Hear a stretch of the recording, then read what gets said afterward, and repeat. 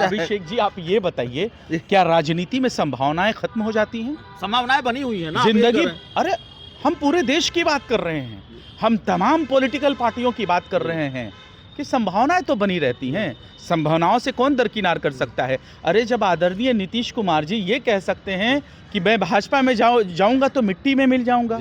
अरे बिहार प्रदेश वासियों के सर के बाल, दाढ़ी के बाल, नाखून तक कटवा के फॉरेंसिक रिपोर्ट के लिए दिल्ली भेज दिया था ना कि हमारा डीएनए सही है।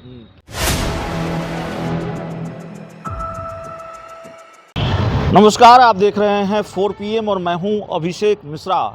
देखिए, बिहार में विधान परिषद का उपचुनाव है। तिरहुत स्नातक क्षेत्र से विधान परिषद का उपचुनाव, कल वोटिंग होनी है और 9 दिसंबर को इसके नतीजे आने वाले हैं। सवाल ये है कि उपचुनाव के नतीजे आरजेडी के लिए अच्छे नहीं रहे हैं। क्या तिरहुत विधान परिषद का उपचुनाव भी चुनौतीपूर्ण है और वहाँ भी आरजेडी के लिए बड़ा चैलेंज है? वहाँ भी उम्मीद टूटेगी या उम्मीद बरकरार रहेगी, उम्मीद पूरी होगी, ये अपने आप में बड़ा सवाल है। एक निर्दलीय उम्मीदवार परेशानी बढ़ा रहे हैं और दूसरी तरफ जेडीयू की सिटिंग सीट है। जेडीयू ने अभिषेक झा को मैदान में उतारा है।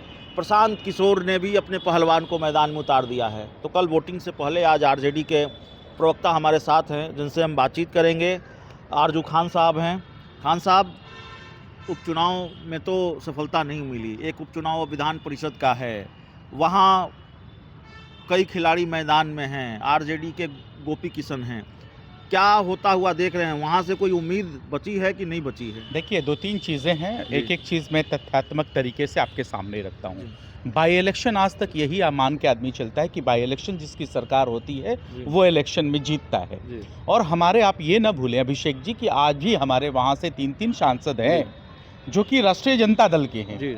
तो उसके अलावा जो दूसरी जो आप बात कर रहे हैं, हमने इलेक्शन जीते हैं आपके सटे हुए राज्य झारखंड में। हमने 5 सीटों पे हम लड़े, 4 सीट हम जीते, वहाँ पूर्ण बहुमत की सरकार बनी है इंडिया अलायंस की। चर्चा इसकी भी होनी चाहिए, लेकिन एक नैरेटिव चलाया जाता है, एक तरह का समाचार चलाया जाता है। खैर, ये आपकी अभिव्यक्ति की आज़ादी है। तीसरी बात, आप जो आपने कहा कि तिरहुत चुनाव को लेके, तिरहुत में डेफिनेटली राष्ट्रीय जनता दल जीत रही है, जीतेगी।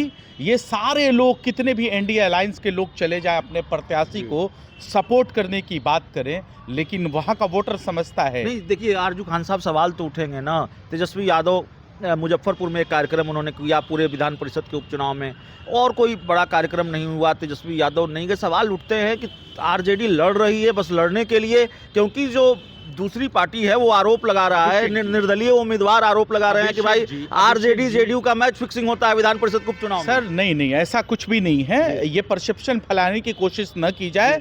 और राष्ट्रीय जनता दल हर चुनाव जीतने के लिए लड़ती है, या कोई भी पॉलिटिकल पार्टी इलेक्शन में चुनाव जीतने के लिए लड़ती है। और आप कैसे भूल सकते हैं बिहार प्रदेश की जनता का जनादेश को? बिहार की जनता ने नेता प्रतिपक्ष आदरणीय तेजस्वी प्रसाद यादव को अपना नेता चुन लिया है ऑलरेडी। और इसी की वजह से तो 2 बार सबसे लार्जेस्ट पार्टी कौन?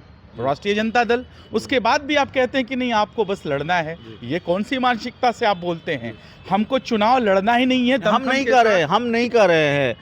जो आरजेडी, माफ़ कीजिएगा, जो निर्दलीय प्रत्याशी है वो कह रहे हैं कि आरजेडी और जेडीयू मैच फिक्स कर लेती है लगातार पिछले कई सालों से। अपना नैरेटिव सेट करके लड़ने की कवायद शुरू होती है। कौन किस तरीके से लड़ता है, कौन क्या बयानबाजी करके लड़ता है। लेकिन डेफिनेटली ये तय है कि तिरहुत में राष्ट्रीय जनता दल के गोपी किशन जी जीत रहे हैं। उनकी किसी से लड़ाई नहीं है। ये सारे जितने भी, चाहे वो निर्दलीय हो, चाहे वो फिर जेडीयू के जो प्रत्याशी हैं वो हो, चाहे फिर और भी जनसुराज के हों, जितने की भी बात कर रहे हैं ना, ये सब आपस में नूरा कुश्ती करें और सब ये एक ही हैं। वहाँ की जनता को ये जानना चाहिए और पूरे बिहार की जनता को जानना चाहिए। और बिहार की जनता ने ये रिजल्ट भी देख लिया कि ये सारे अस्त्र शस्त्र जब राष्ट्रीय जनता दल का आप सामने से मुकाबला नहीं करते हैं तो ऐसे लोगों को आप तैयार करते हैं।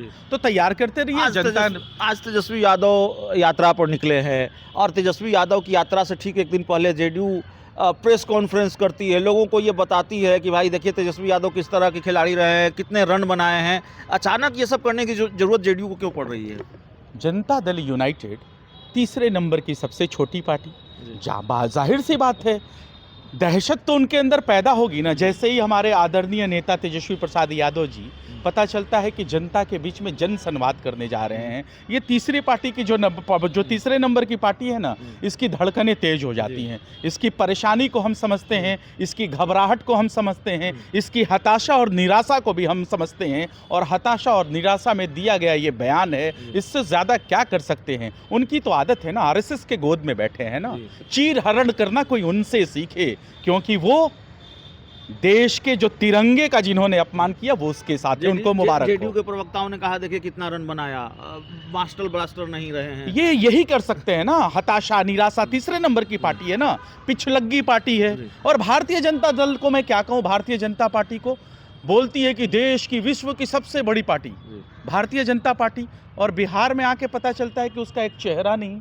उसका एक दूल्हा नहीं, उसका कोई सीएम फेस नहीं है। अरे बिहार की जनता ने तेजस्वी प्रसाद यादव को मुख्यमंत्री के रूप में पसंद कर लिया है, और उसने 2 बार जनता ने जनादेश दिया। एक तरफ आरजेडी सुन लीजिए अभिषेक जी, सुन लीजिए। तो जाहिर सी बात है ना, जब अपने जनता जनार्दन के बीच में निकलेंगे, जनता के जनादेश को सम्मान करके निकलेंगे तेजस्वी प्रसाद यादव, तो हताशा और निराशा और घबराहट तो होगी ना। एक तरफ आरजेडी और जेडीयू आपस में लड़ते भिड़ते रहती है, वार पलटवार का सिलसिला चढ़ता है, और दूसरी तरफ इशारों में खूब बात भी होती है तेजस्वी नीतीश के बीच में। भारतीय जनता पार्टी की चिंताएं बढ़ा देते हैं आप लोग, तेजस्वी यादव बढ़ा देते हैं कि भाई फिर चाचा कहीं पाला न बदल लें। क्या चल रहा है, क्या वो खेल होगा कि नहीं होगा, ये बताइए चर्चा अभिषेक जी, आप ये बताइए, क्या राजनीति में संभावनाएं खत्म हो जाती हैं? संभावनाएं बनी हुई है ना जिंदगी।